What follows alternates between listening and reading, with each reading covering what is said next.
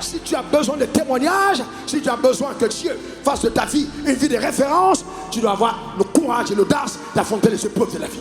Ça, c'est mental. Mentalement fort. Tu vois, tu dois être tellement fort mentalement que même Dieu n'aura pas de possibilité de te faire échouer s'il le voulait. Non, c'est fort. Écoutez-moi bien. Même si Dieu le voulait, il ne trouvera pas d'argument. Est-ce que vous savez que dans la science de la foi, elle est tellement précise que la foi peut t'amener à imposer au ciel quelque chose que tu as résolu. Il dit qu'il te soit fait selon ta foi. Donc quand ta foi dit oui, même le ciel ne peut pas dire non. La foi est une obligation qu'on place devant le ciel d'agir sur les résolutions que nous avons prises sur la terre, basées sur sa volonté. C'est une raison, voyez-vous. Mental, diaplement mental. Encore mental. Encore mental. Encore mental. Et c'est dans la richesse mentale que tu as la capacité de dessiner ton futur tout en étant dans un présent macabre. C'est le mental qui te permet d'avoir une vision claire de ton avenir. C'est le mental qui arrive à destination avant que ton corps n'arrive. Si ton âme ne t'a pas précédé quelque part, tu n'y arriveras pas. Il faut d'abord que ta pensée arrive avant toi. Et ça, c'est la richesse mentale. Personne n'arrive à la richesse sans avoir vu la richesse.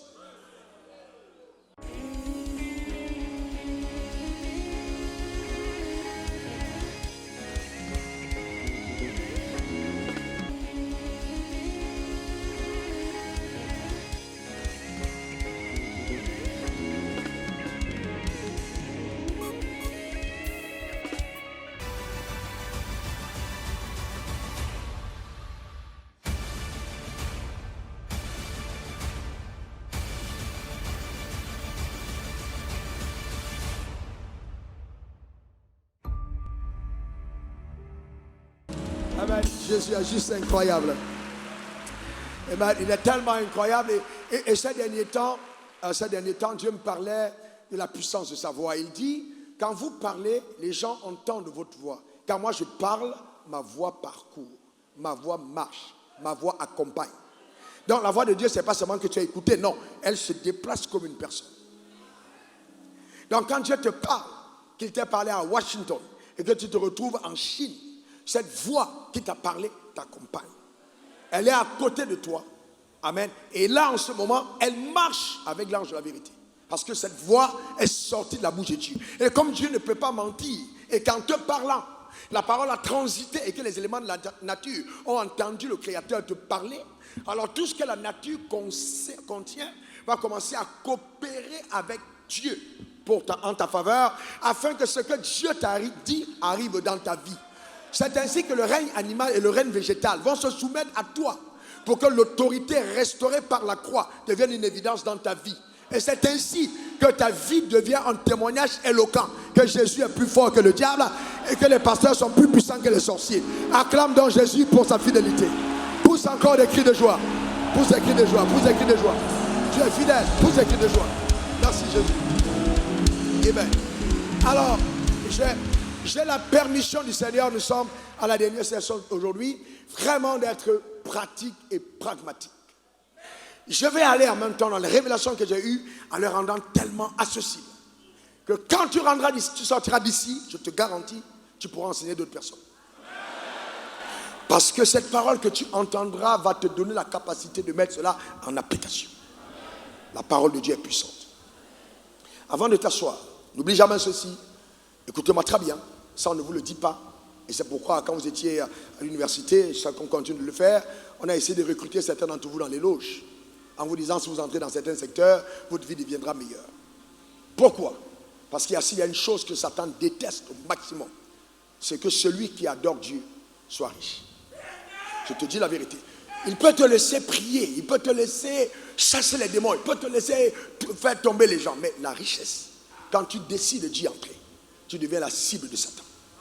Alors si tu deviens la cible de Satan, tu deviens l'attention de Dieu. C'est-à-dire que Dieu porte un regard plus passionné vers toi. Parce que seule la richesse révélera mieux ta rédemption et le salut. En d'autres termes, le salut est incomplet quand l'évidence, la manifestation de la richesse n'est pas encore arrivée. La richesse est la conséquence d'une alliance. Ces choses n'arrivent pas parce que tu es très fort. Non, c'est une alliance. Eh bien, on ne devient pas riche parce qu'on prie. Non, prier simplement ne suffira jamais. La richesse, c'est d'abord une alliance. Dieu a juré à ton père Abraham de lui donner l'héritage de la terre. Donc c'est une alliance qui engage le trône de Dieu.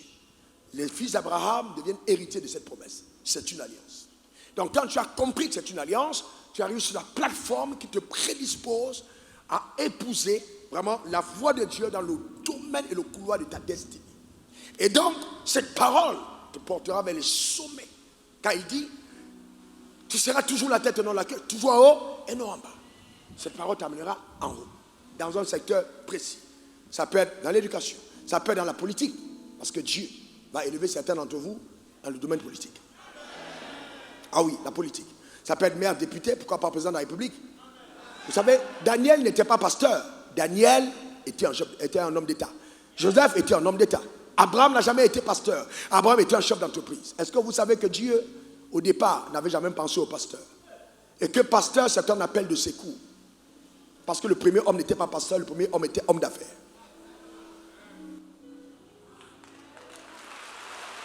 Le premier homme était un homme d'affaires. Il était un homme d'affaires. Il n'y avait pas de pasteur au début. Personne n'allait être pasteur. Il a béni Adam, il dit sois fécond, multiplie, assujetti, rempli et domine. Donc la conséquence de la domination, c'est une bénédiction prononcée à 5 paliers, progressivement, jusqu'à la domination. C'est l'échec d'Adam qui a fait naître maintenant le ministère pastoral, prophétique, etc., les syndromes de ministère, pour ramener les gens à la statue parfaite, afin que l'homme reflète sur la terre la pensée initiale que Dieu eut quand il créa l'homme. Pas pour qu'il aille à l'église, mais pour qu'il gouverne la terre. Alors la pensée de Dieu. Voilà la pensée. Ok? Pourquoi je prends le temps de te le dire avant de commencer mon enseignement? Parce que je me suis rendu compte d'une chose. Écoutez-moi bien. Donnez-moi quelque chose, un foulard, quelqu'un qui a un foulard. Ok? Jeune homme, viens, Kofi, viens.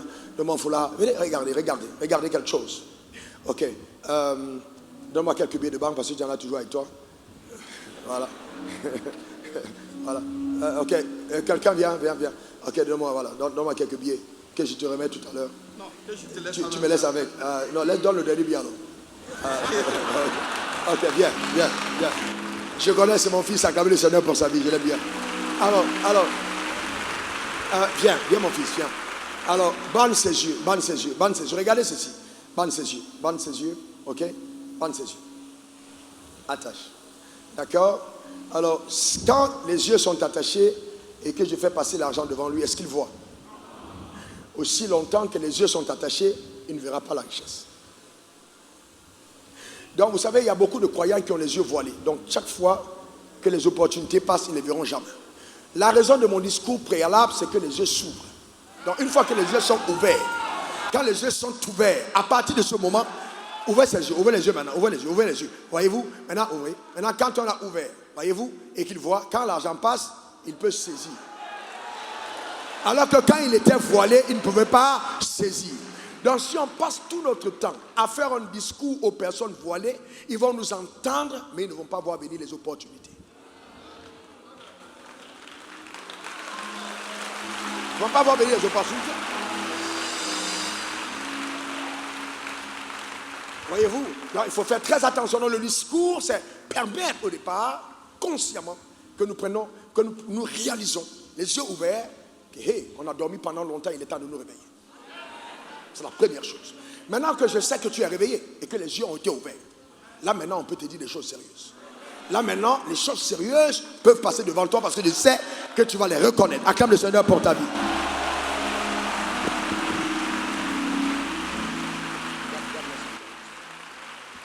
Allez, acclame le Seigneur. Alors maintenant, tu vas t'asseoir. Merci Seigneur. Alors tu vas t'asseoir. Dis après moi, mes yeux sont ouverts. Maintenant, je vois clair. Et je rends grâce à Dieu qui a ouvert mes yeux. Je sais que l'argent n'est pas une mauvaise chose. La richesse n'est pas une mauvaise chose. Non, non et non. Mes yeux se sont ouverts. Aujourd'hui, je reconnaîtrai toutes les opportunités que Dieu fera transiter au-devant de moi. Et je les saisirai parce que je sais que Dieu attend que je coopère avec lui pour amener à manifestation la richesse qu'il m'a réservée. Amen. Amen. Et amen. Donc, ouais, Dieu attend que tu coopères avec lui pour amener à manifestation dans ta vie la richesse qu'il te réserve. Si tu n'es pas prêt à coopérer avec Dieu, toutes les bénédictions qu'on prononcera dans ta vie n'auront aucun effet, parce que la bénédiction prononcée sur ta vie a pour but de t'amener à passer à l'action conséquemment à la bénédiction prononcée.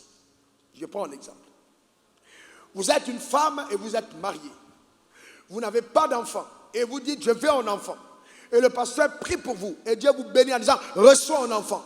Quelle que soit la puissance de ces bénédictions, si tu refuses d'aller avec ton mari parce que tu es fâché, cette bénédiction n'aura pas d'impact dans ta vie parce que l'action conséquente à la bénédiction n'a pas été posée par toi. C'est-à-dire que quand Dieu t'a béni, la bénédiction exigera de toi l'action. La bénédiction va exiger de quoi? De toi l'action. Donc, vous voyez, agir.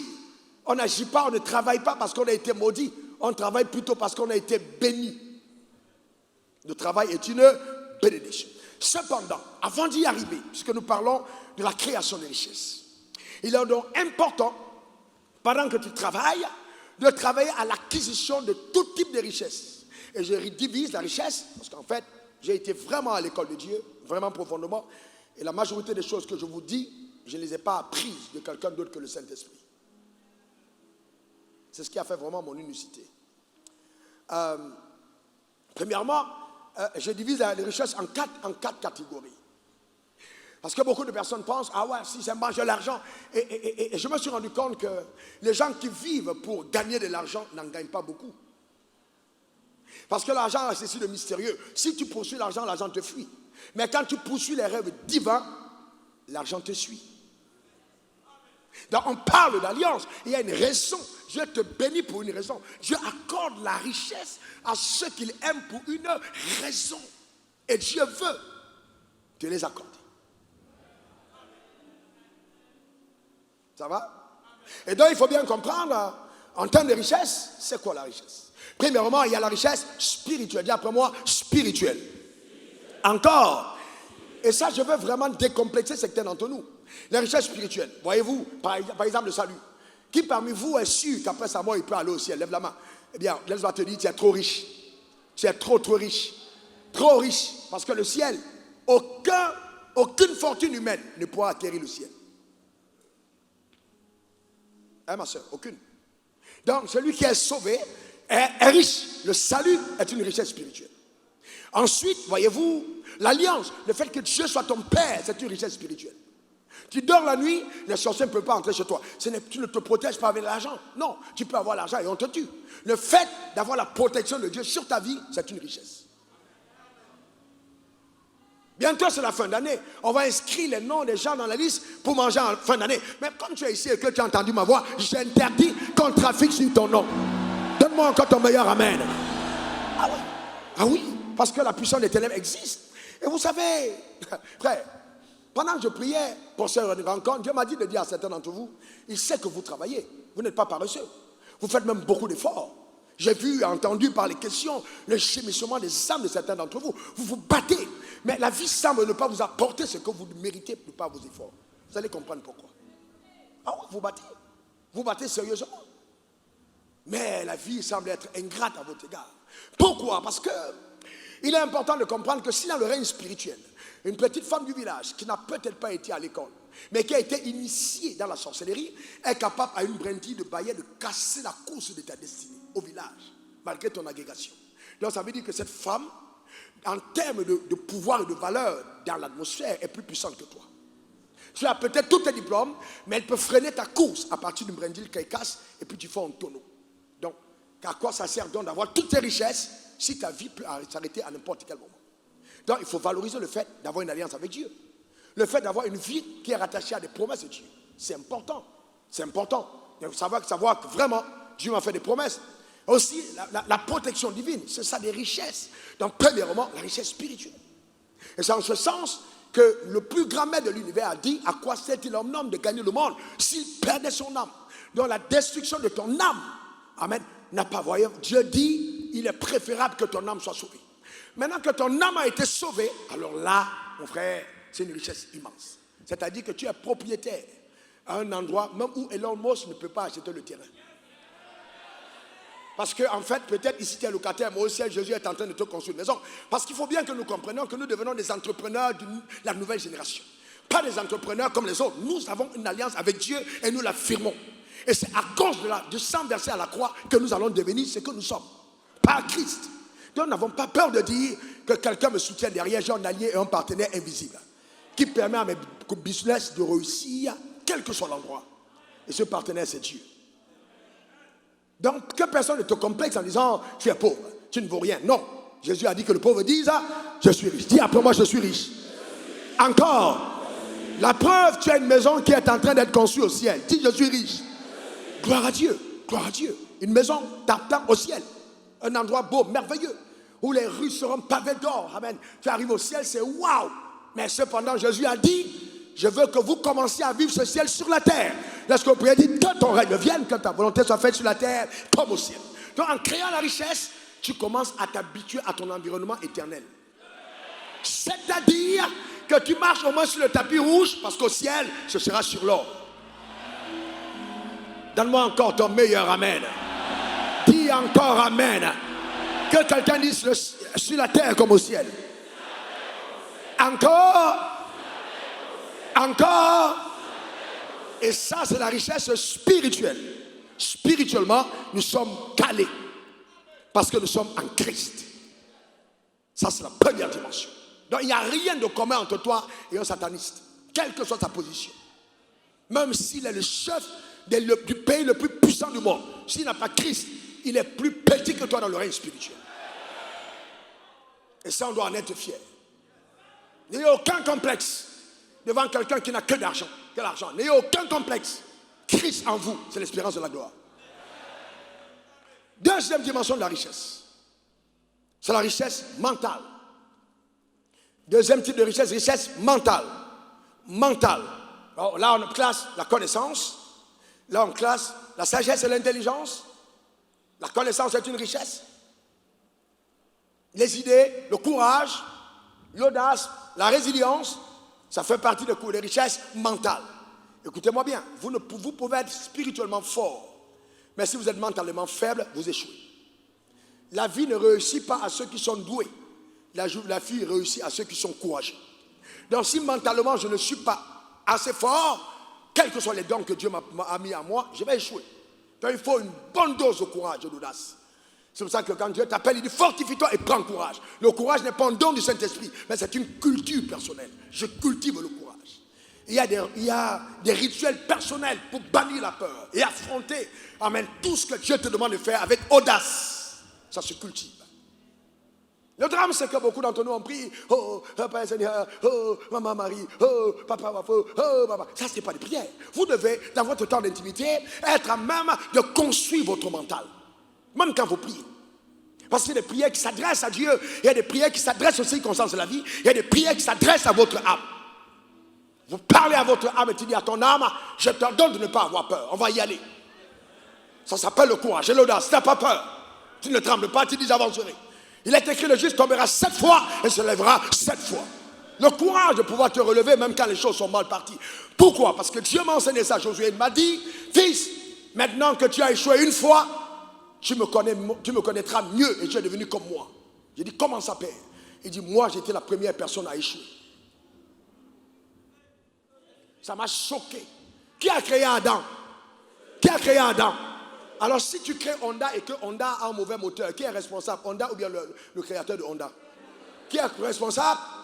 Le créateur de Honda. Si Dieu t'a créé et que tu échoues, qui est responsable, toi ou Dieu? Non, dis bien. Très bien. Donc, quand Adam a échoué, l'échec d'Adam était imputable à Dieu. Donc pour la première fois, le Dieu tout-puissant, qui peut tout, a échoué à la première initiative. Ça n'a pas marché. Ça n'a pas marché. Donc, il ne faut pas dire, ah non, vraiment, j'ai échoué, je suis tombé, je ne vais pas avancer. Non, non, non, non, jamais de la vie, jamais de la vie. Vous devez avoir la mentalité de Dieu. Dieu, il n'abandonne pas. Et ça n'a pas demandé à Dieu un seul jour. Ça a pris à Dieu des centaines d'années pour retrouver une stratégie, pour ramener sur la terre le second Adam. Et c'est pour ça qu'il a appelé second Adam, afin de racheter le premier qui a échoué. En fait, tes erreurs et tes échecs te permettent de bien peaufiner ton projet et l'amener dans une perfection telle que personne ne pourra l'arrêter. Dis après moi, je me relève. Encore, encore. Chef d'entreprise, ne soyez pas choqués. Il arrivera un moment où peut-être votre propre femme et votre environnement cessera de croire à vous à cause des défis auxquels vous allez être confrontés. Ça peut arriver que tu perdes tout. J'ai tout perdu à Abidjan, escroqué par les maisons de placement. J'étais tombé, j'ai vendu toutes mes voitures, j'étais à pied, je repartis pour le Baka et le Warren. Ah oui, j'ai tout perdu. Et Dieu m'a dit, tu es devenu comme moi. Les vrais champions sont ceux qui apprennent à se relever. Les vrais champions sont ceux qui apprennent à dire, je ne reste pas par terre, je vais me relever, quel que soit ce qui arrive. Ah ouais, ça s'appelle une richesse mentale. La capacité véritablement à tenir ferme, même devant l'adversité. Les épreuves viendront. Elles vont venir. Mais il ne faut pas être une poule mouillée. Jamais de la vie. Est-ce que quelqu'un comprend de quoi je parle? Je vais te confier un autre secret. Hein? Satan ne sait pas quand tu as peur. C'est ta démarche et ta manière de parler qui lui font faire croire que tu as peur. Il ne sait pas quand tu as peur. Donc en fait, ça veut dire que quand tu es courageux, ça ne veut pas dire que la peur n'est pas là, mais c'est ta capacité à faire comme si tu n'as pas peur et d'avancer malgré ce que tu ressens. Et de continuer à ne pas changer. Amen. Est-ce que quelqu'un comprend ça? Il m'arrive des jours en tant que prédicateur, j'arrive à l'église, je ne sais pas ce que je vais dire. J'ai prié tout, je n'ai pas eu le message, mais quand je monte les escaliers en courant. Parce que je sais que dans tous les cas, j'ouvre ma bouche et il va la remplir. Amen. Je ne permets pas à Satan de savoir que je suis en train de douter. Au fond de moi, je sais que Dieu ne me lâchera pas, il ne m'abandonnera pas. C'est clair et net. Est-ce que quelqu'un comprend ça? Il m'est arrivé en plein milieu de crise, à minuit, de porter mon costume, ma cravate, 3 pièces, et d'être au milieu de mon salon et commencer à danser. À danser pour embrouiller les stratégies de l'enfer. Pour donner l'impression à Satan que rien ne me fait trembler. Je danse en disant, je danse, tu ne peux pas m'arrêter. Ça s'appelle richesse mentale, mentalement fort. Il faut être fort. Ce n'est pas la génération des croyants que nous avons. Dès qu'il y a une petite crise, il dit, je déchire ma Bible. Jamais. Jamais de la vie. Souvent, tu vas aller dans la fosse au lion, dans la fournaise de feu. Mais dans tous les cas, tu sortiras vainqueur. Si tu as besoin de témoignages, si tu as besoin que Dieu fasse de ta vie une vie de référence, tu dois avoir le courage et l'audace d'affronter les épreuves de la vie. Ça, c'est mental. Mentalement fort. Tu vois, tu dois être tellement fort mentalement que même Dieu n'aura pas de possibilité de te faire échouer s'il le voulait. Non, c'est fort. Écoutez-moi bien. Même si Dieu le voulait, il ne trouvera pas d'argument. Est-ce que vous savez que dans la science de la foi, elle est tellement précise que la foi peut t'amener à imposer au ciel quelque chose que tu as résolu. Il dit qu'il te soit fait selon ta foi. Donc quand ta foi dit oui, même le ciel ne peut pas dire non.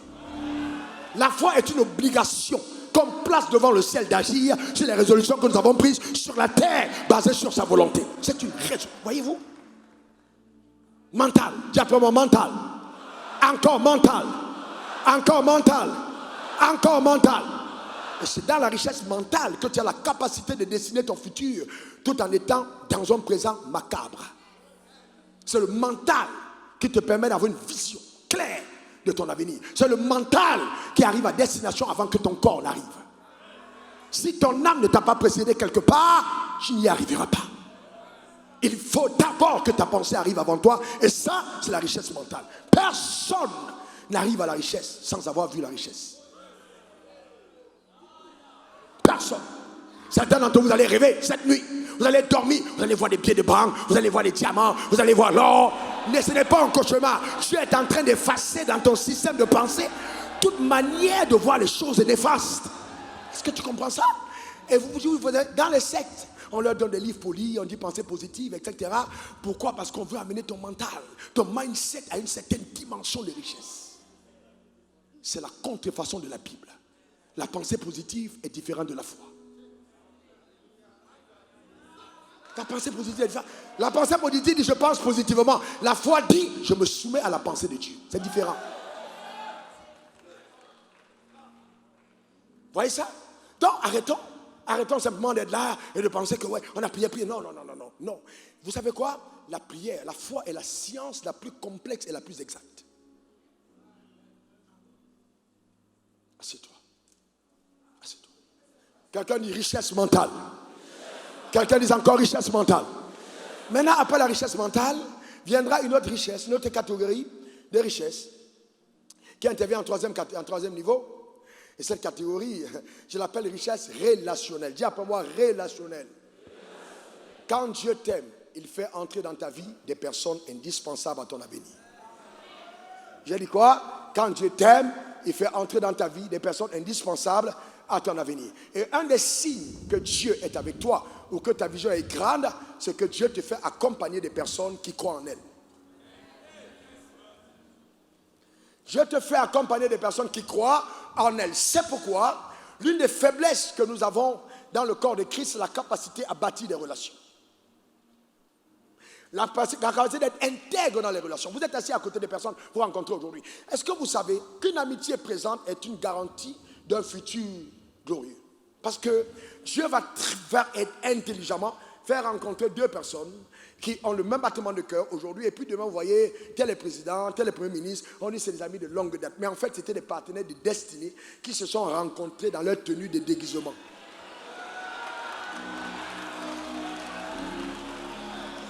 Et c'est, voyez-vous, dans leur tenue de déguisement. C'est pourquoi la vie est souvent semblable à un bal masqué. Les gens portent des masques, on ne les reconnaît pas.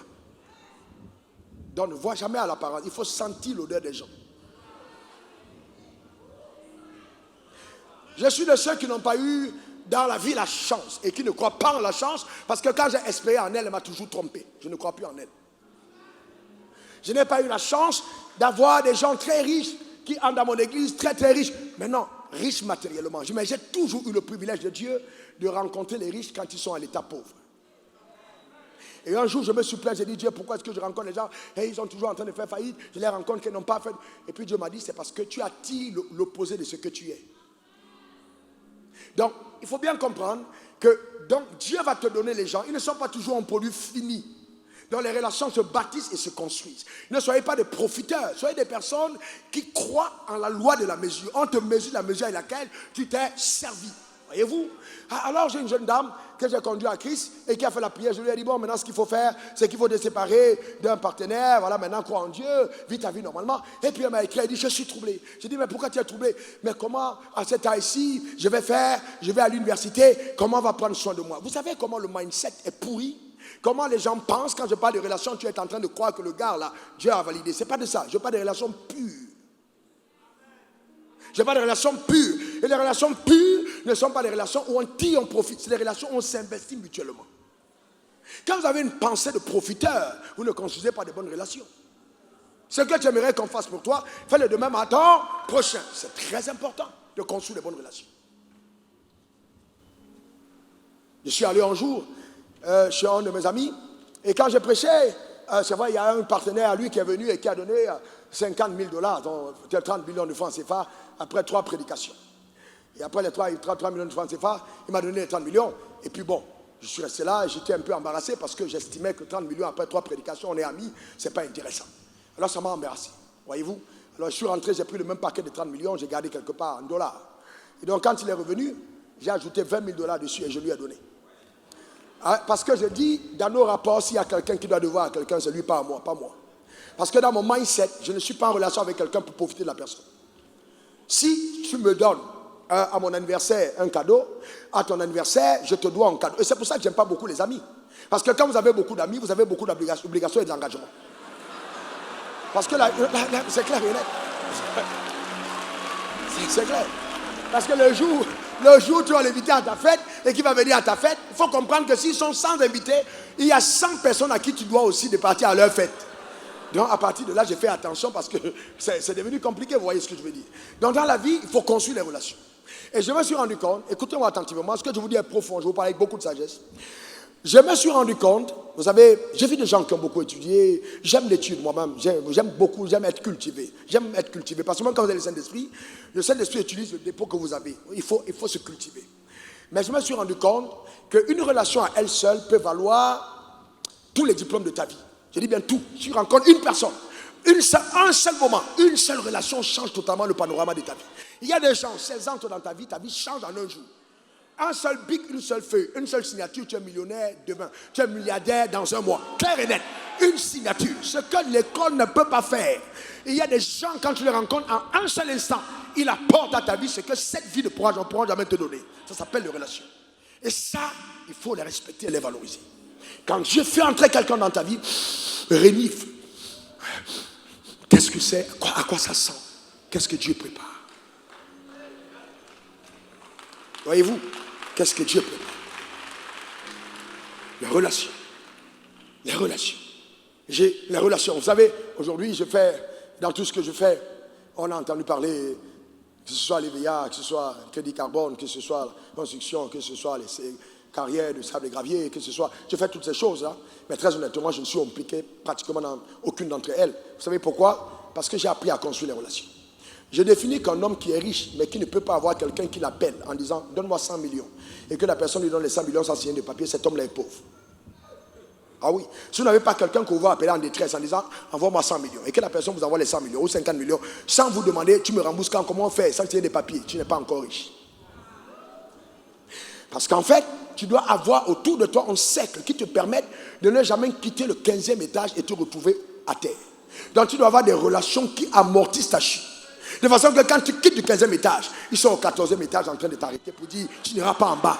On est ensemble, tu ne descendras pas. On est ensemble, on t'attrape, tu ne descendras pas.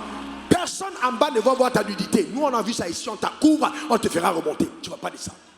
Mais ça, il faut des personnes qui te sont redevables, qui savent qu'ils peuvent compter sur toi demain. Mais si tu es un profiteur, ça n'arrivera pas.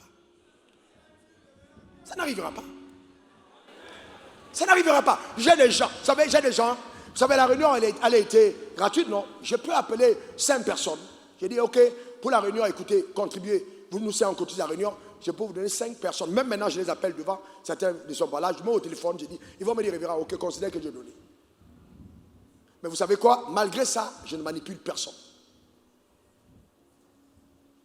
Est-ce que Dieu peut vous donner le pouvoir sur la vie des gens et vous restez intègre?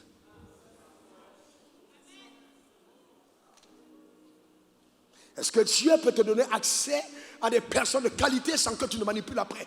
Est-ce que, vous savez, c'est vraiment la chose la plus importante. Quand Dieu t'aime, il fait entrer dans ta vie des personnes de qualité. Et ça, pour moi, c'est le véritable repos. Ce n'est pas la banque. Vous marchez avec de l'argent. Vous marchez avec de l'argent. Vous avez beaucoup d'argent. Et puis, vous tombez. Vous savez que l'argent est tellement ingrat que quand vous tombez, l'argent vous regarde. Jamais l'argent ne va vous porter. Vous pouvez mourir parce que vous êtes tombé avec l'argent en poche. Les gars vous étouffent pour que vous mourrez pour fuir avec votre blé. Vrai ou faux? Vrai, c'est la vérité. Mais si un homme que vous aimez vous a vu tomber, et c'est une bonne relation, il vous portera dans votre faiblesse et vous épargnera la vie. Donc la relation a plus de poids que l'argent.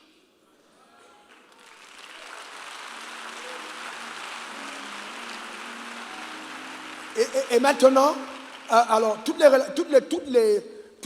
affaires que vous allez monter, que ce soit les affaires à la dynamique de e-commerce ou alors les entreprises qui ont monté, toutes les personnes que nous avons en face, ce sont tous des créateurs d'entreprises. Et tous ceux que nous avons dans la salle, je vois des têtes couronnées dans cette salle, des gens qui ont acquis un certain niveau, sérieusement. Il y a des têtes couronnées parmi nous, des têtes couronnées. Je vois des couronnes sur la tête des gens. Amen. Amen. Vous allez vous rendre compte qu'aucune affaire que vous verrez sur la terre, vous n'allez la réussir sans avoir l'implication des relations.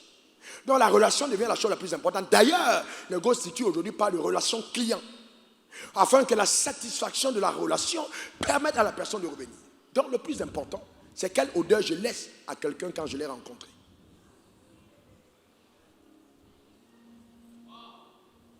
Quelle odeur je laisse? Et j'ai vu, vous savez, j'ai vu des choses terribles. Hein? J'ai vu des choses extrêmement terribles et extrêmement profondes.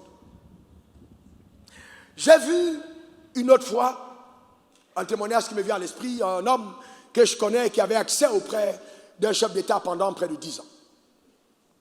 Il avait accès au chef d'État, il voyait le chef d'État presque tous les jours, je veux dire toutes les semaines, il le voyait. Et chaque fois qu'il voyait le chef d'État, c'est qu'il demandait au chef d'État quand il le voyait, c'était un bon de carburant. Et le chef d'État lui donnait un bon de carburant, ils s'amusaient ensemble, ils riaient ensemble, ils parlaient des femmes ensemble, et puis ils partaient. Voyez, donc la connexion était de Dieu, mais la vision était inexistante. Vous pouvez côtoyer la personne la plus extraordinaire et mourir, avoir une fin lamentable, parce que ce que vous tirez d'une relation dépend de la vision que vous avez de votre futur.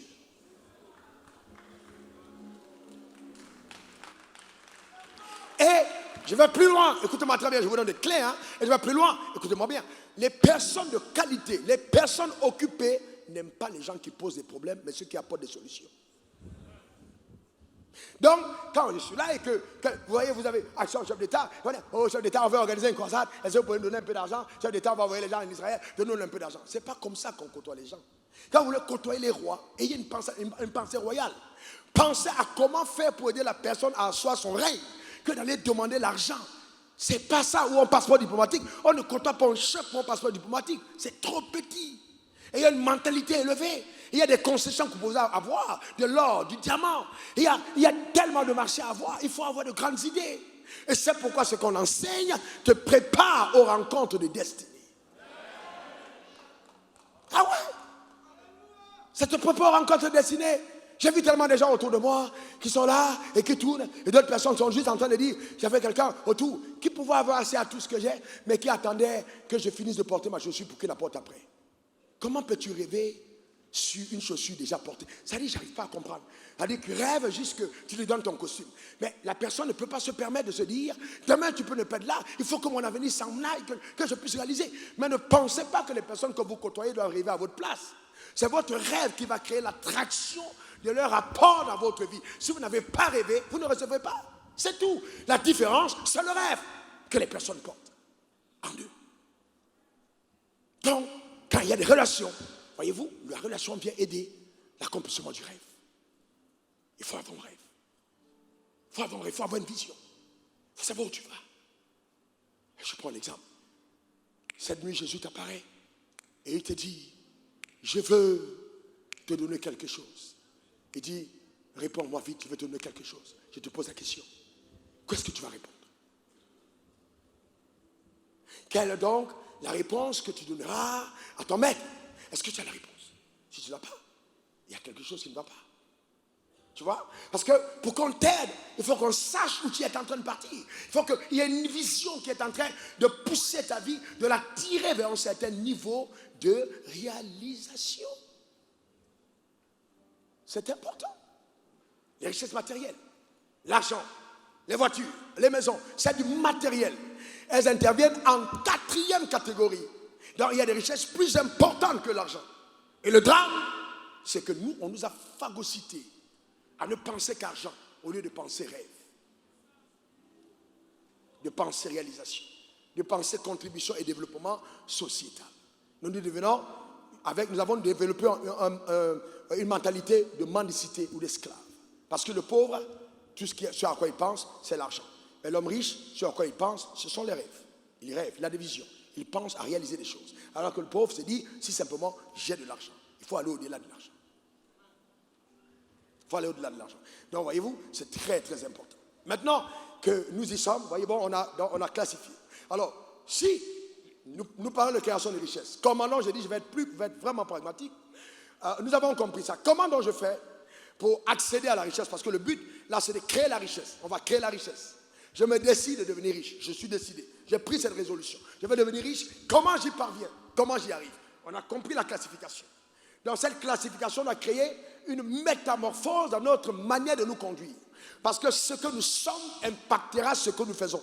Donc, il faut d'abord cette transformation intérieure qui change ma perception de la vie, mes motivations par rapport au gain, ma raison d'entreprendre. Et une fois que c'est mis sur pied, à partir de ce moment, quels que soient les rêves que je porte, je sais déjà pourquoi est-ce que je gagnerai ce pourquoi j'ai gagné.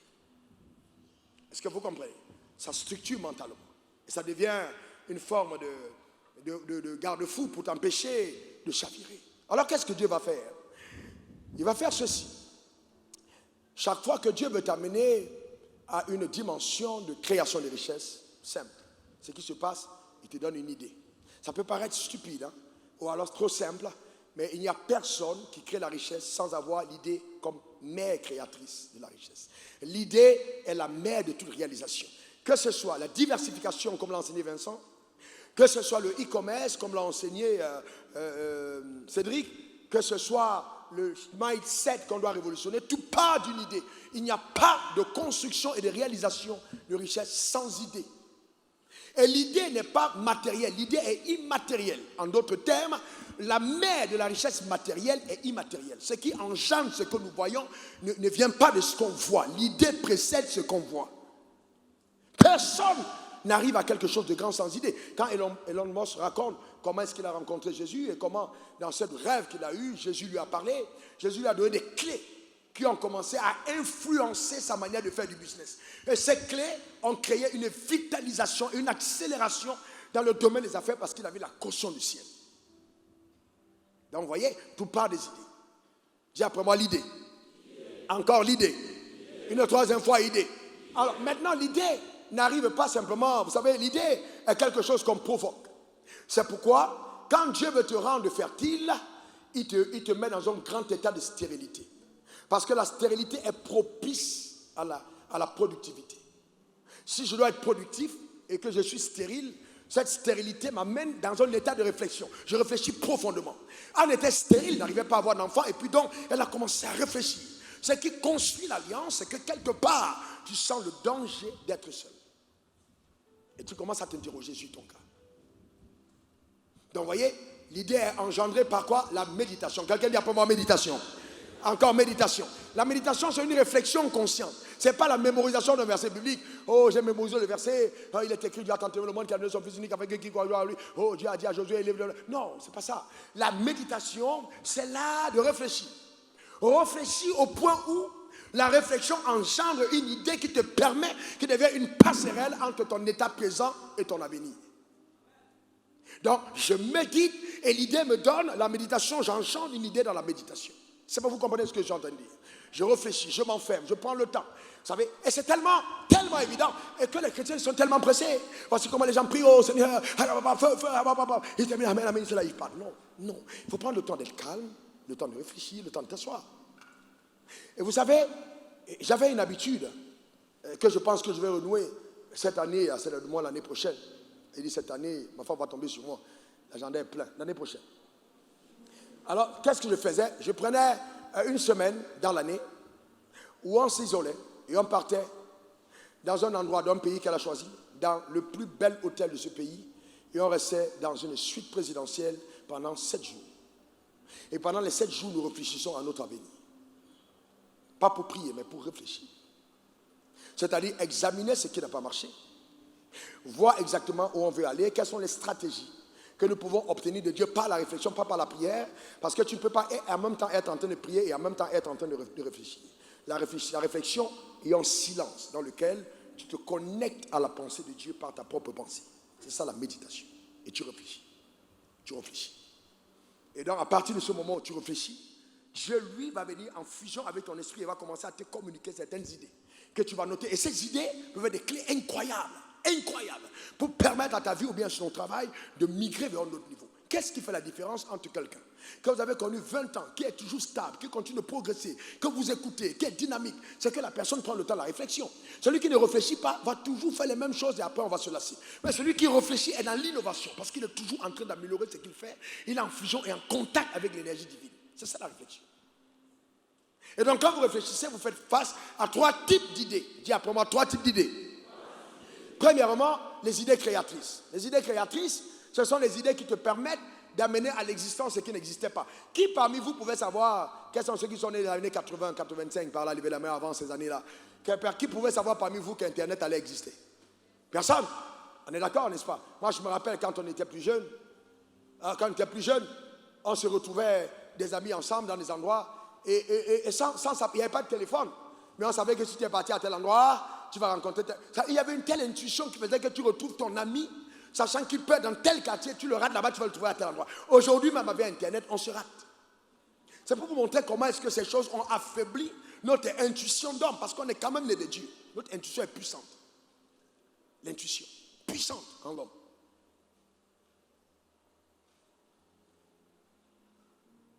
Donc, il y a l'idée créatrice. L'idée créatrice te permet d'amener à l'existence ce qui n'est pas. Et le drame, ce serait de penser que tout ce qui doit être est déjà. Non, il y a des choses qui doivent être qui ne sont pas encore. Et que Dieu t'attend sûrement pour l'amener à l'existence. Si tu n'es pas venu sur la terre accompagner les autres, il y a des choses que tu dois faire sur la terre qui ne sont pas encore faites. Alors quand j'arrive à ce niveau, je vois que tu n'es pas trop d'accord avec moi. Parce que tu ne te vois pas comme quelqu'un capable d'apporter l'innovation. Si après moi, je ne suis pas venu sur la terre accompagner les autres. Non, dis-le encore, très bien, je suis pas venu sur la terre accompagner les autres. Encore une troisième fois, je ne suis pas venu sur la terre accompagner les autres. Très bien. Donc tu es capable de te donner des idées créatrices. Par exemple, je vois des médecins dans la salle. Il y a on dit par exemple, on n'a pas de médicaments vraiment contre le cancer, contre certains cancers. On a essayé de trouver avec la chimio, voir trouver un peu comment. Très bien. Mais est-ce que vous savez que vraiment, quelqu'un qui marche avec Dieu, peut s'enfermer en disant, Seigneur, donne-moi la clé. Ah oui, donne-moi la clé. La Bible dit, celui qui demande, reçoit. Donne-moi la clé. Donc, le demander pour recevoir, c'est demander pour apporter une solution à ta génération. Aussi. Mais si tu ne mets pas une demande devant le trône de la grâce, comment tu vas faire pour avoir accès aux idées réservées aux personnes qui apportent un changement? C'est l'idée créatrice. Et je pense que l'un des problèmes que Dieu a, c'est qu'il ne trouve pas beaucoup de personnes dans l'église qui sont capables de rêver société et il est obligé de donner des rêves à certains pharaons. Parce que si Pharaon est le seul capable d'avoir la clé pour pouvoir libérer la destinée de Joseph et qu'il n'y a pas dans l'église de Pharaon, alors Dieu fera rêver Pharaon pour que Joseph interprète.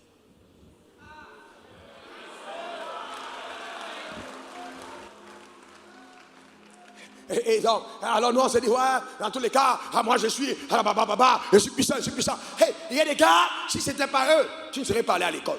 Parce qu'ils ont créé une entreprise, ils ont embauché ton père. Ils ont embauché ton père, ta mère, et ils ont trouvé l'argent à tes parents qui t'ont envoyé à l'école. Ils sont païens, certes, mais ils ont participé à ta destinée. S'ils n'étaient pas là, la société n'aurait pas été équilibrée. Dieu n'est pas stupide et bête. Il utilise même les gens qui ne viennent pas à l'église. Alors nous on a cru que Dieu, il est chrétien, donc il est enfermé dans notre manière de faire à l'église. Dieu est au-dessus d'être chrétien. Il est trop loin. Dieu n'est pas chrétien, trop loin. Il voit au-dessus d'être chrétien. Quand Dieu regarde la terre, il est global. Il a un mouvement qu'il a mis en marche appelé l'église pour la conquête de la terre, mais il n'est pas chrétien, pas du tout.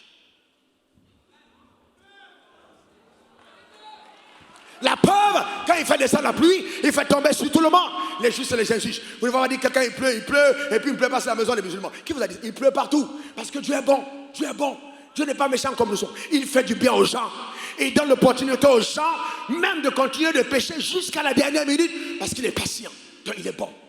Donc notre bien et notre dynamisme ne peut pas s'arrêter aux quatre murs. La Bible a dit, vous êtes la lumière du monde. On allume pas une lampe pour la mettre sous la table, mais sur le chandelier afin qu'elle brille. Mais nous prions dans les assemblées. Il faut voir comment est-ce que le dimanche, on est chaud. Toute la clim, la salle est surchauffée parce que trop d'énergie dans un petit espace. Et quand on sort de l'église, on ne fait plus rien du tout. Et ça, c'est pas normal. J'ai dit, ce n'est pas normal. Ça s'appelle la religion. Donc, il faut réfléchir, avoir une idée créatrice pour améliorer le secteur dans lequel tu te trouves. Donne-moi encore ton meilleur amen. Dis encore amen.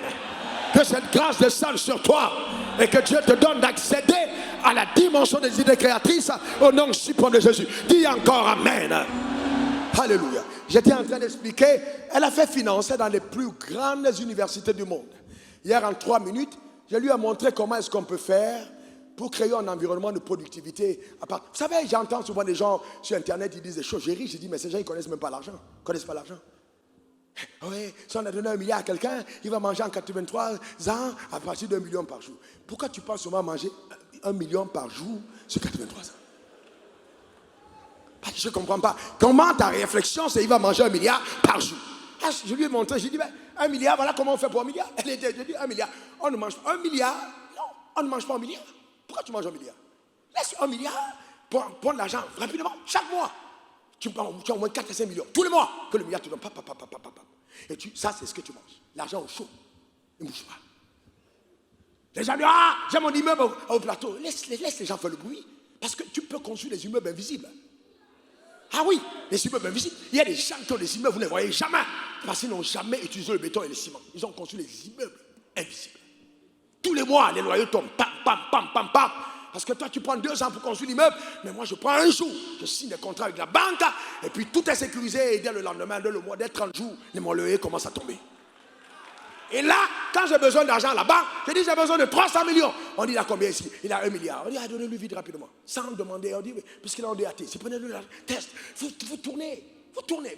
Je me demande, en fait, je me demande comment quelqu'un qui marche avec Dieu peut être pauvre. En fait, je me pose la question. Comment on peut faire? Je vous dis la vérité. Je suis arrivé au point où je me demande comment on fait pour être pauvre. Je vous dis la vérité. Je me demande, est-ce que vous savez qu'il faut plus d'efforts pour un saint d'être pauvre que d'être riche? En fait, tu fonctionnes en contre-nature. Ce n'est pas ta nature. Ton ADN ne s'accommode pas à la pauvreté. C'est pour ça que Dieu a dit, je suis le Dieu d'Abraham, d'Isaac et de Jacob.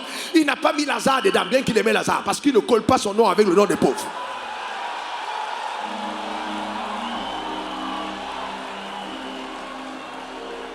Et vous savez, et les gens pensent que non, je vais aller au ciel. Je vais aller au ciel, alors je vais porter les couronnes. Mais c'est un... Vous savez, frères et sœurs, écoutez-moi bien. D'ailleurs, Bishop, d'ailleurs, écoutez-moi bien. D'ailleurs, quand vous étudiez la Bible, Dieu n'habite pas le ciel. Il n'habite pas le ciel. Il habite une lumière inaccessible. Le ciel, c'est son quartier général où il a mis ses institutions pour réguler sa organisation de l'humanité. Mais il n'est pas au ciel, il est plus loin. Il y a une lumière inaccessible. Inaccessible, c'est écrit dans les Écritures. Non, c'est pas ouais, je vais aller au ciel et puis non. C'est pour ça qu'il y aura le millionnaire, on va revenir sur la terre parce que Dieu veut t'arriver sur la terre. Il faut que sur la terre, tu goûtes au type de vie qu'il t'avait réservé. Et les gens pensent que quand ils vont mourir, ils vont aller au ciel, alors ils vont changer. Frère, quand on va aller au ciel, tu verras Lazare. J'ai dit, tu vas voir Lazare, tu sauras que c'est Lazare. Tu vas voir Abraham, on ne va pas te dire, tu sauras que c'est Abraham. Pourquoi? Parce que tu emportes l'éclat de ta gloire terrestre, elle est la même qui se répercute quand tu es au ciel. Donc ça veut dire que tu es au ciel. Mais ne pensez pas qu'on sera dans le même quartier. Hein. Il y a les Adjamé du ciel, il y a les Yopougo du ciel. Ah non, frère. Ah non. Tu ne vas pas voir les gars qui ont payé le prix et tu penses que tu vas aller au même endroit que non, jamais. Jamais. Il y a des gens qui ont payé le prix, qui ont travaillé, qui ont créé des emplois, qui ont aidé l'église, qui ont évangélisé, qui ont gagné les âmes, qui ont participé à l'avènement du règne de Dieu. Vous n'allez pas habiter le même quartier. Jamais de la vie. Jamais. Il faut travailler aujourd'hui pour habiter le VIP du ciel. Là, pendant que je parle, Jésus est content. Il dit cassez sa maison, rapprochez, mettez à côté de celle de David. J'aime trop sa manière de parler. Cassez sa maison, mettez-la de l'autre côté. Mettez de l'autre côté. Pourquoi vous pensez, mes frères, que c'est à Lazare que l'homme riche s'est adressé? Pourquoi vous pensez que c'est à Lazare? Il arrive au ciel. Pourquoi c'est à Lazare qu'il parle, qu'il regarde? Il dit Lazare va dire à mes frères. Pourquoi il n'a pas dit à Abraham?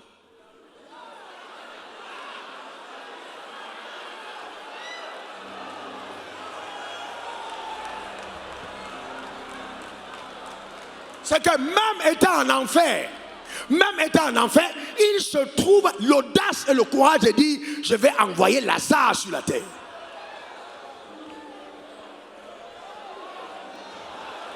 Tu ne mourras pas comme Lazare, tu ne mourras pas comme Lazare, tu ne mourras pas comme Lazare, tu ne mourras pas dans ces conditions. Impossible, tu ne mourras pas comme Lazare. Non, impossible. Alors je vois Lazare, il veut se lever. Abraham dit, hey, assieds-toi ici. On est au ciel ici, c'est quoi ton problème? Et non, papa, lui là, quand je souffrais là à terre, il me donnait un peu d'argent. Abraham dit, hey, calme-toi. Ici on est au ciel, tu es au ciel maintenant. C'est quoi ton problème? Tu vas aller où là? Tu n'as pas vu là? Tu vas aller où? Que ta mentalité, cette mentalité ne soit pas tienne. Est-ce que quelqu'un comprend de quoi je parle? Que la mentalité là ne soit pas tienne. Pas du tout. Parce qu'en fait, on est limité, on n'a pas d'idée parce qu'on a limité la puissance de Dieu. On croit au Dieu qui guérit les miracles, qui fait marcher les paralytiques, qui guérit les fous. On acclame. Mais attends, arrêtons-nous un moment pour dire Dieu, attends, tu as fait tout ça. Bon, maintenant, papa, pourquoi tu ne fais pas aussi le miracle dans mes finances? Non, attends, vous savez, hein, si vous ne posez pas la question à Dieu, vous n'avez pas accès aux idées. C'est tout. Demande, mais Dieu, attends, ta puissance est là. On a ici, attends. Les morts ressuscitent, les paralytiques marchent. C'est vrai, la puissance de Dieu est réelle. Mais pourquoi penser que ça ne peut agir que dans la maladie? Alors chasser les démons et que les gens tombent. Pourquoi ça ne peut pas visiter ton compte bancaire? Changer ta vie. Parce que, comme j'ai dit tout à l'heure, plusieurs fois les idées sont passées devant toi, mais comme tu étais aveugle, tu ne les as pas reconnues. Dans le deuxième type d'idées, ce sont les idées opportunes, c'est-à-dire elles viennent à toi. Ce n'est pas toi qui as pensé à elles, elles viennent à toi. Pendant que je suis en train d'enseigner, vous voyez, tu peux saisir une idée, je l'appelle idée opportune. Elles viennent comme des opportunités inattendues. Mais pour les saisir, il faut avoir le profil de celui qui peut capter une idée. Donc, il faut être éclairé. Voyez-vous, il faut avoir le profil de capter une idée. Si je n'ai pas le profil, ça passe devant moi. La première affaire que j'ai montée de stable, c'est venu vers moi comme un sujet de prière. Quelqu'un venu me voir avec en disant, pasteur, voilà, je suis en train de vendre ceci. Ah, vraiment, je vends. J'ai dit, mais tu vas à combien? Tel montant. Mais pourquoi tu vends? Ça ne marche pas? Non, ça marche. Mais bon, moi, je vais quitter le pays. C'est une affaire. Et puis Dieu me dit, non, ce n'est pas un sujet de prière, c'est une opportunité. Je veux que tu prennes, achète cette affaire. Ben, vous savez, si je n'avais pas le mindset préparé à acheter une affaire, je n'aurais jamais fait cette affaire. Jamais. Et j'ai dit, bon, ok, c'est pas la peine. Bon, si c'est moi, oh, si c'est toi, je coupe le prix en deux. J'ai dit, marché conclu. Vous voyez? Donc, ça s'appelle opportune. Et de opportune, ce sont les idées qui viennent à toi. Ça vient comme des opportunités.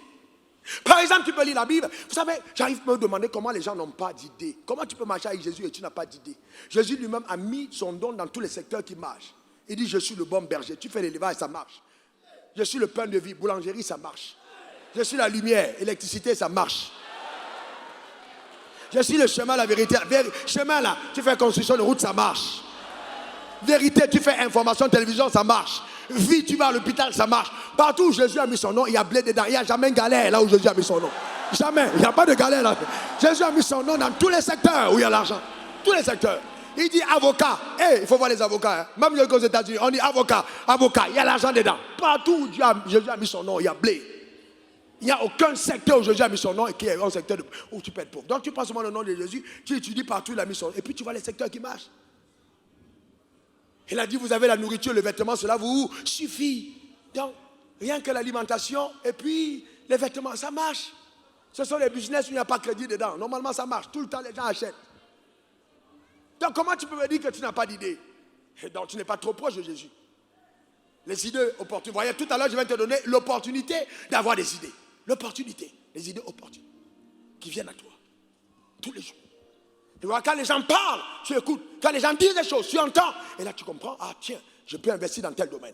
Comme le frère a dit, je ne sais pas, il y a tellement de secteurs, je ne sais pas où, mais il y a tellement d'opportunités qui viennent. Même l'info à la télé, même le fait d'observer, de regarder autour. Le problème, c'est que beaucoup d'entre nous regardent, alors que Dieu veut qu'on perçoive. Le tout n'est pas simplement de regarder, mais qu'est-ce que tu vois quand tu jettes ton regard? Tu vois, c'est ce qui compte en fait, la perception de la vie. Comment j'ai fait pour savoir qu'un homme va être trop riche? Il faut entendre que les hommes riches, quand ils parlent, vous entendez les idées, hein, vous entendez clairement. Voilà comment ça se fait. Voilà, il y a toujours des choses qui viennent. Vous sentez que celui-là, il a l'ADN. C'est ça. Opportune. Maintenant, il y a aussi les idées innovantes. L'idée innovante, c'est quoi? C'est que tu apportes l'innovation. Tu n'inventes pas la roue. Les Chinois disent, on n'invente pas la roue. Alors, je n'invente pas. Les gens ont fait, ça marche. Alors, je vais aller dans le secteur qui marche. Ça marche déjà. Pourquoi tu vas essayer de chercher ailleurs? Tu n'as pas d'idée. Fais ce qui marche. Est-ce que c'est pas compliqué? Est-ce que c'est compliqué? C'est pas compliqué. Qu'est-ce qui a développé la Chine? C'est la photocopie. Avant, on disait les produits chinois. On se moquait, les Shintok, les chinoiseries. Mais aujourd'hui, ils ne sont pas loin de la première puissance du monde, hein, à partir des choses qu'ils ont copiées. Le drame, c'est que nous ne voulons pas copier. Même quand Dieu a donné la révélation à quelqu'un d'autre, sur un domaine, toi tu vas aller prier pour avoir la même révélation. C'est simple, il a déjà... Ou bien, il a déjà eu la révélation, pourquoi tu vas encore chercher? Amen, tu prends la révélation, mais il faut être intègre. Dis, j'ai entendu un tel le dire. Le problème, c'est que nous sommes tellement faux que quand nous écoutons les gens dire des choses, nous les prenons pour nous approprier. Ça s'appelle la malhonnêteté intellectuelle. Un homme qui est malhonnête intellectuellement ne peut pas prospérer matériellement. Il faut être honnête et intègre. Tu écoutes quelqu'un dire quelque chose, tu dis, ouais, j'étais là, Dieu m'a dit dans ma chambre. Dieu ne t'a rien dit dans ta chambre. Tu as entendu quelqu'un qui a dit ça. Ça ne t'enlève rien. Quelqu'un a dit, j'ai entendu, c'était bon. Et j'ai redit, et c'est son nom. Vous savez, on est orgueilleux pour rien, dans le vide. Parce qu'on est en insécurité. Que le Seigneur te transforme. Que le Seigneur nous bénisse. Que le Seigneur nous donne d'aller en autre palier. Donne-moi ton meilleur amen. Dis encore amen. Dis encore amen. Dis encore amen. Alors donc quand j'ai l'idée, Dieu me donne une idée. Une de ces trois idées. Premièrement, je note l'idée. Je fais quoi? Je note l'idée. Je fais quoi? Je note l'idée. Je fais quoi? Je note l'idée. Je fais quoi? Je note l'idée. maintenant suivez-moi bien. J'ai noté l'idée. Cette idée, je dois la prendre jusqu'à ce qu'elle devienne un bébé dans mon esprit. Ça s'appelle la méditation de l'idée. J'ai noté, je dois méditer, réfléchir et demander à Dieu qui m'a donné l'idée, comment veux-tu que cette affaire marche? Comment veux-tu que ce business marche? Comment veux-tu que cette entreprise marche? J'avais acheté un restaurant qui est toujours à moi. Il y en avait acheté 3. En Côte d'Ivoire, ici, il a fait la partie des premiers business. Et donc, j'ai pris les stickers. Je suis allé consacrer le restaurant et j'ai mis territoire inviolable du Saint-Esprit. Le feu de Dieu est ici, collé partout sur le mur, dans la mentalité religieuse que j'avais. Et quand je collais, le Seigneur m'a dit, enlève ça tout de suite. Le Saint-Esprit m'a dit, enlève ça tout de suite. Le Saint-Esprit m'a dit, enlève ça tout de suite. Si tu veux que cette affaire soit bénie, enlève les stickers chrétiens dessus. Il m'a dit, regarde tes propres frères, est-ce qu'ils ne vont pas venir prendre ici à crédit? Oui. Est-ce qu'ils payent crédit? Non. Il dit, il faut enlever. C'est la vérité. C'est la vérité. Et des deux vont venir te voir, pasteur, tu sais, vraiment, c'était compliqué, on n'a pas à manger, est-ce qu'il peut donner quelques plats? Tu vois, à partir de ce moment-là, les personnes qui te font tomber en faillite, ce n'est pas le diable, c'est les relations de l'église. Parce qu'on a des relations de profit et non des relations de productivité. Et ça, c'est dangereux. Le mindset est pourri. Et quand on sait que c'est à toi, oh, n'allez pas manger là-bas, n'allez pas manger là-bas, c'est pour Wafo, il va prendre l'argent. Non, mais les juifs, moi j'ai des juifs avec lesquels j'ai fait le business. Les juifs, même son sperme, ils ne donnent pas à la femme d'autrui. S'il n'est pas juif, ou bien pourquoi on donne le sperme d'un juif à une famille, il faut que l'un des deux conjoints soit juif. Parce qu'ils travaillent en communauté. Ce qui nous tue, on ne sait pas travailler en frère. On va te bénir maintenant, celle qui va te coiffer, elle la mosquée, celle qui va faire tes ongles, c'est une sorcière, celle qui va faire tes trucs, ta robe, c'est un autre côté. Donc tout l'argent qui est entre tes mains va sortir tout de suite pour aller alimenter d'autres caisses. Donc comment tu veux que la communauté grandisse? Ça ne peut pas grandir parce que tout ce qu'on te donne est tout redonné entre les mains du diable. Ah, c'est profond mon frère. C'est trop profond. C'est trop profond. C'est trop profond. Donc ça repart tout de suite dans les mains des autres personnes. Non, vous voyez, alors la Bible dit, commencez à vous faire de bien entre frères. Donc on doit construire une communauté, même entre nous ici, entre nous. Qu'est-ce qui fait que, écoutez-moi bien, je ne suis pas contre les communautés, hein, mais qu'est-ce qui fait que toi tu mets ta boutique dans le même quartier et puis le Mauritanien met sa boutique et il te bat? Non, je vais vous poser une question, vous savez ce qu'il fait? Ce qui fait ça, 1, 2, il est soutenu par sa communauté, et 3, tu n'es pas soutenu par la tienne.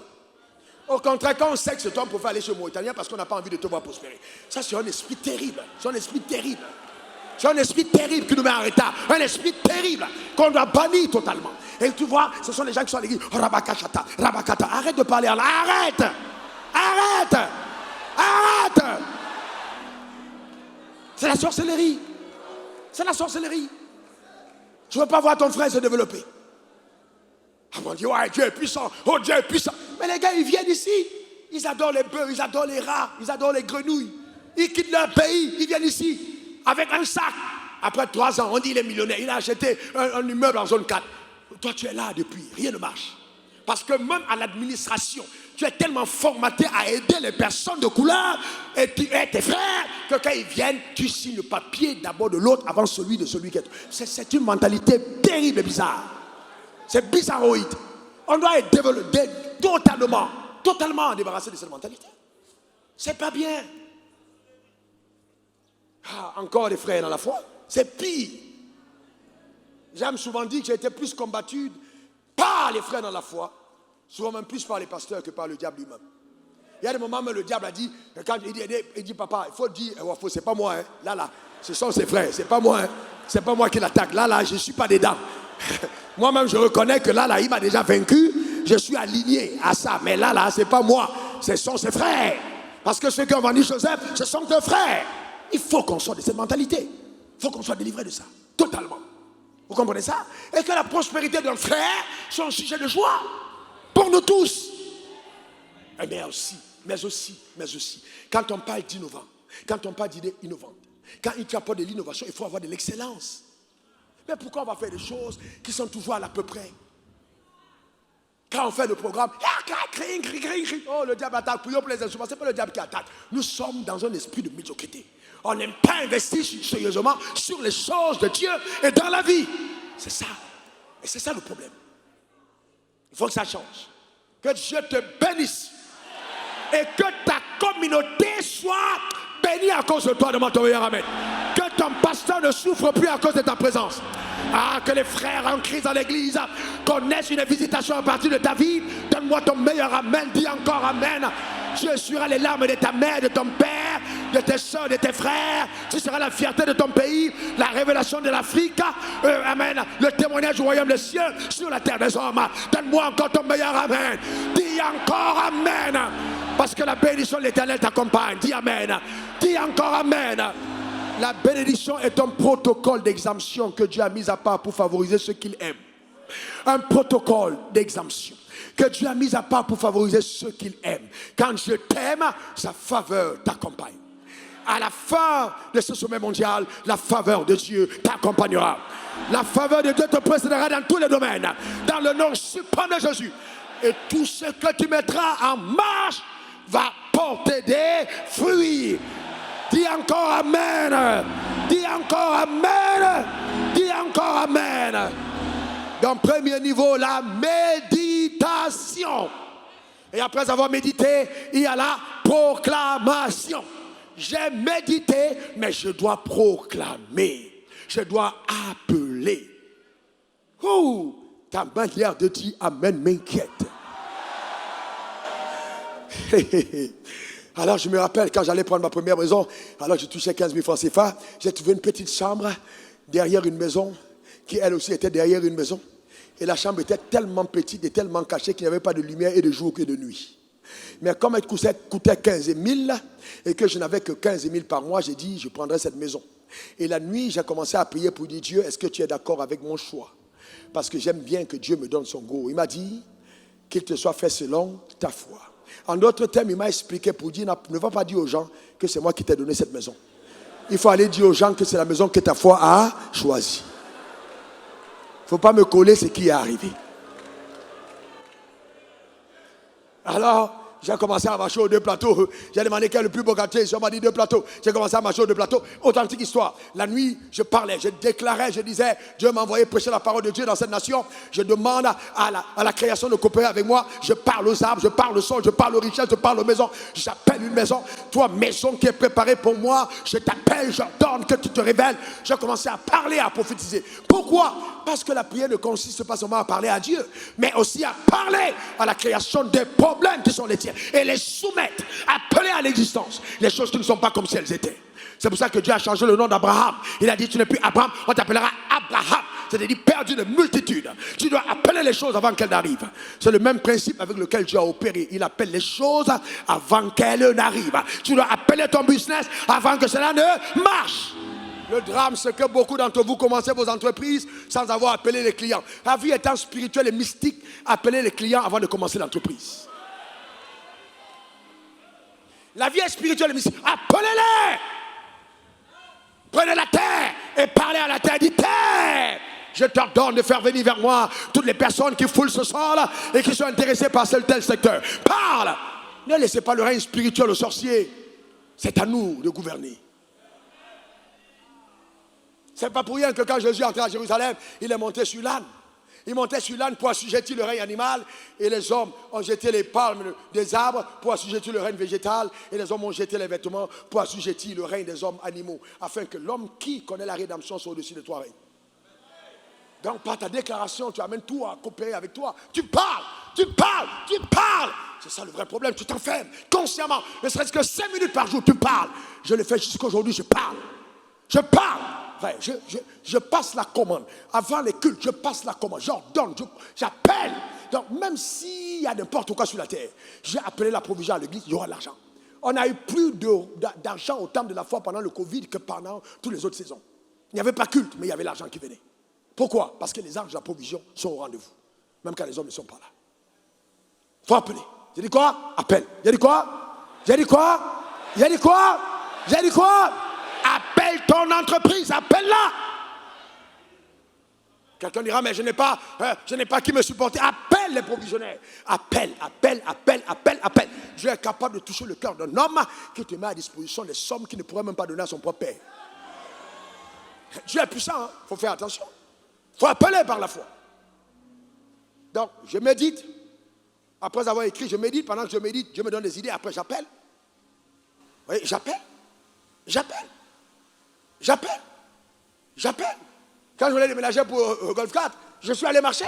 Je suis allé dans le même travail. Le truc, je suis allé, j'ai dit, c'est ici, je vais habiter. J'ai commencé à appeler. J'ai appelé. Je ne trouvais pas. J'ai appelé.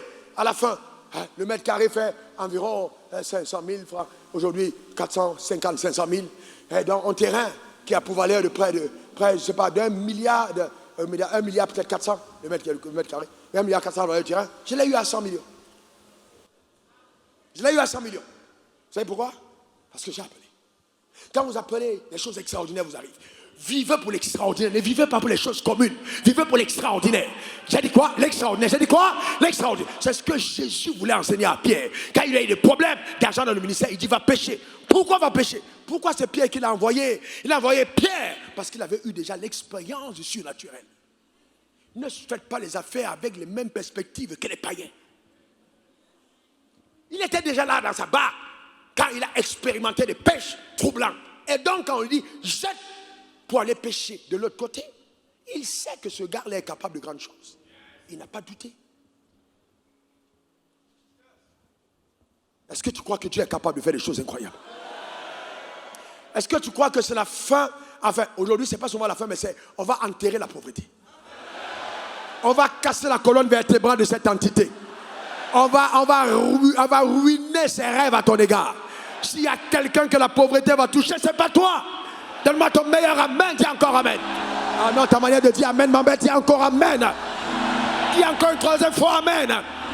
Amen veut dire ainsi soit-il. Quand tu le diras, les limitations sont brisées et tu entres à une autre dimension.